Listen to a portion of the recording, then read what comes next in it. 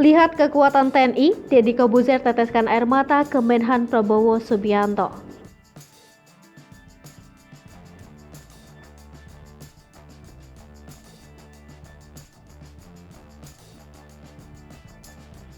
Kesan Deddy Corbuzier selaku Duta Komponen Cadangan usai menyaksikan kemampuan Komcat 2022. Ia pun mengapresiasi Menteri Pertahanan RI Prabowo Subianto yang telah mewujudkan pembentukan Komcat sesuai amanat undang-undang untuk memperkuat dan memperbesar kekuatan TNI Matra Darat, Laut, dan Udara.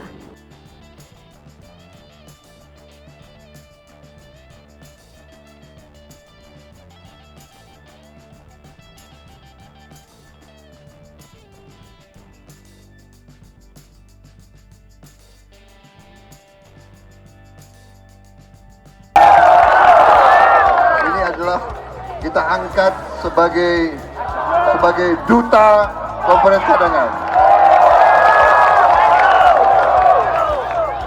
Ini Pak, saya jujur aja, saya pagi ini melihat mereka semua itu, saya meneteskan air mata, Pak. Saya cerita jujur ya, saya setahun yang lalu Pak ya, kalau nggak salah Pak ya, hampir setahun yang lalu, saya merasa seperti apa pelatihannya. Tapi ketika tadi saya lihat secara pribadi Pak, Indonesia butuh lebih banyak orang-orang seperti kalian.